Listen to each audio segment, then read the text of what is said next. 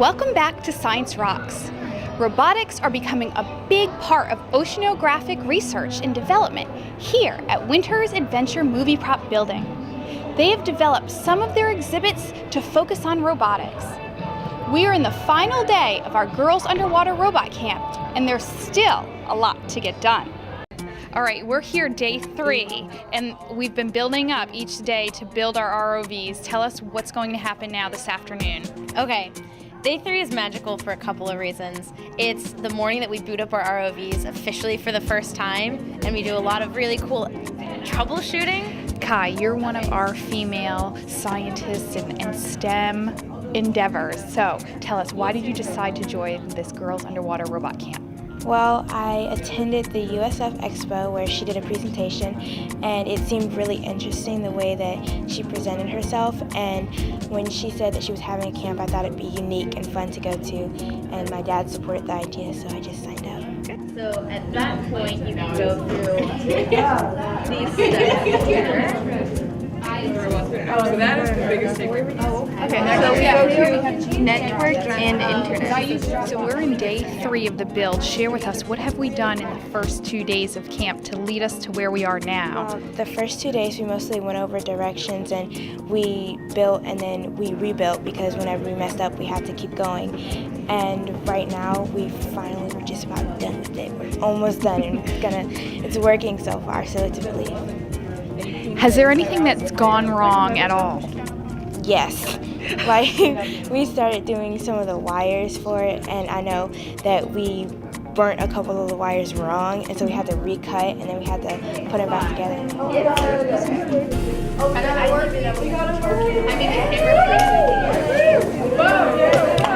Erica. Oh, she's good. We're moving their propellers. Well, at least we know it works. What? Oh my goodness. How? We're getting too much crossover. We just need to go to different sides of the room. We're too close. What happens when we can remove everybody's split. We're changing. So some of the issues we faced were internet issues with our internet connectivity between the ROV and the laptop. So the girls went through a troubleshooting guide. They changed the IP addresses on the computers to match the ROVs. It's saying like, hey buddy, I'm alive, but you're not talking to me. So it's just going to keep flashing as long as we're not chatting with it. And the camera works. Yes. So we know that we have 3 perfect frames. Then we had small power issues, and we went through a whole series of tests to figure out that some of the connectors were flipped in the wrong direction. Then we flipped them back, and then we had power. Yay! Yes! Okay, and the camera. Get your fingers out of the motors. My hands are red. Now we're to our final issue of the day, which is that the domes that seal all of the electronics from salt water are too thick, and so we're having to sand the domes down very carefully so that we can actually seal them up and put our ROVs in the water. The name of our robot is Marturia, and we picked that out because the number for the robot, we looked it up, and somehow the number is related through the Bible to the Greek word marturia, which means testimony, but MAR is the prefix for marine, and so we figured that it would work also because it's a feminine word, and so it kind of goes with the camp, and so it's Mari for short as well. One of the big things about camp is problem solving, and so when things do go wrong, what have you learned about working with teammates? I learned that I always have someone to count on. Like, if I'm confused, I always have another brain that may get it. So it's very important to communicate during it so that when we're working together that we understand each other. Yes. Awesome. Okay. So forward, backwards, left, right. Backwards. And there was a lot of troubleshooting and problem solving throughout every process, and taking apart and redoing, and it was a really good experience for girls to figure out, where did we go wrong, how can we fix this, and not get frustrated and give up, but just learn from your mistakes and keep going.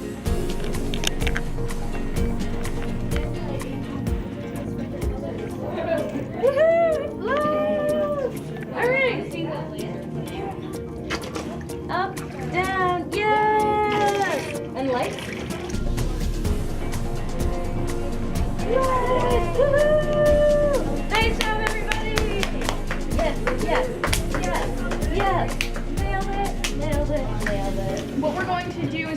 go down to the docks now and you'll be able to test it out in salt water. They are going to take the robots, the underwater robots, the ROVs that they've built, and they're going to test them out in the water and see that they can actually look through the camera on the laptops that are connected and try to discover stuff underwater and see what they see. All right, so what are we doing? Let's have an expedition leader for this expedition. When we put our robot in the water, we're going to have to be ready to drive it because the robot is going to start making its way down current very quickly. It's kind of like a big sail underwater, so unless you're actively driving it, it's going to get washed away in the current. Oh, look at that dust trail! Lens cap recovery. Ooh, exciting! First assignment. Oh, he's so cool.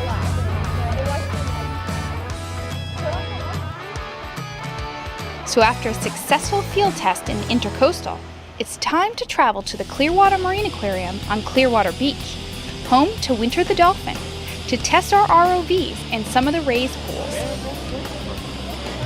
Oh man, we are so proud of these girls. They've built 3 robots over the last 3 days, and now they're testing them right now at the Clearwater Marine Aquarium. It's just incredible to see how excited they are to get the robots in the water and how the robots are performing perfectly. We haven't had any problems yet, and the stingrays are excited to see the robots, it seems like. The people are excited to see the robots, so we're all having a really great time. All right, so just 3 days ago, these girls were pulling these robot parts out of a kit and starting to build. They really didn't know how to solder, how to acrylic weld, or really how to drive an underwater robot. And now they're here at the Clearwater Marine Aquarium driving these underwater robots in front of an incredible crowd of people in the Stingray tank. So it's pretty cool to watch them really own driving and piloting these underwater robots and then sharing what they've learned with just all the people here.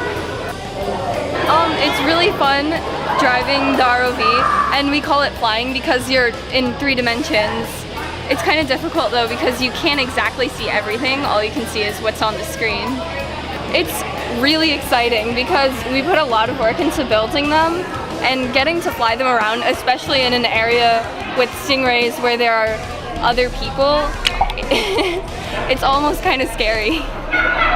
But fun. Yeah, for sure. It's immense to see everybody sort of like lined up. They're taking turns piloting. All of the robots that we brought are working perfectly, and it's super cool to see how the animals kind of interact with the robot and how all of the audience that was just here to see marine life also get to see marine technology that's discovering marine life that these girls built. It's really exciting. I think everybody's very happy, and the robots are awesome. Then it was time to take them to the outdoor cow-nose raised pool. So you've built this ROV and now you're testing it out. What's your level of confidence compared from day 1 to day 3? I definitely grew in confidence. At first I didn't know anything or what to do or how to pilot, and now I'm pretty confident in how to maneuver it. Is this the one you helped build?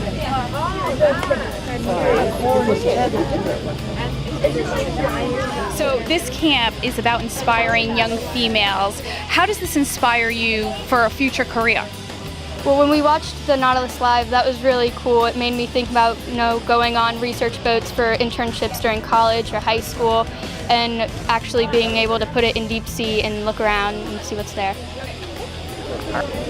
You know what we haven't done yet, by the way? While you're waiting for the robots to load, you practice robot. What was the biggest thing that you learned about yourself over the course of these 3 days? That I can really evaluate what the problem is. I can problem shoot pretty well, so I can figure out based on how it's working what the problem is. What have you seen your daughter work on? Well, I saw the robot that she's made the past couple weeks, and she pointed out the different pieces of it and explained how it worked, and that she has plugged it in and piloted it around, and but she's had a great time. Our Pinellas County Schools has put together this camp to really inspire young women to pursue STEM-related careers. What has your daughter been saying every day when she comes home from our camps? That she's going to be an engineer. Looking forward to this. She's had a great time, and I know that she'll carry this memory with her through college and throughout her life. You're a very involved dad. Why is it so important for you to get your daughter involved in our Pinellas County STEM summer camps? Oh, it's just an awesome opportunity that they may not ever get a chance to see something like this. And being a native of Florida from this area, I never imagined that she would end up here and get the experience of actually putting something together and being able to put it in the water and just see something that she never would have.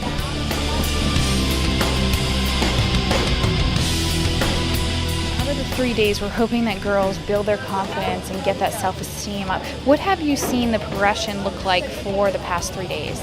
There's been a huge progression. At first, a lot of the girls started off really timid, and a couple of them knew each other but didn't really talk very much, and they almost were very lightly using the tools and not wanting to break anything. And we had to just say, don't be afraid of it. Don't be afraid of the tool. Don't be afraid of the materials. Don't be afraid of yourself, because a lot of them kind of didn't have the confidence and were afraid they were going to do something wrong.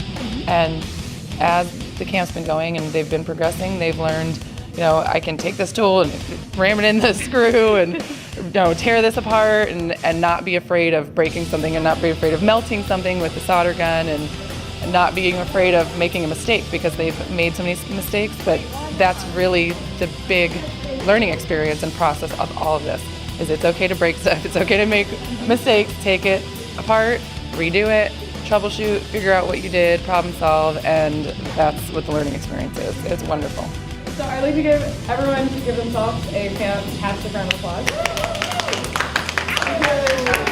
We saw you all work so well together, teach each other, not get frustrated when something went wrong, and instead dive into finding solutions, which is incredible, both in the classroom but then also out in the field, which is the most important. So it has been a successful expedition for these 12 girls from Pinellas County Schools, as they will become the STEM ambassadors during the school year to inspire other young ladies to venture into the world of STEM.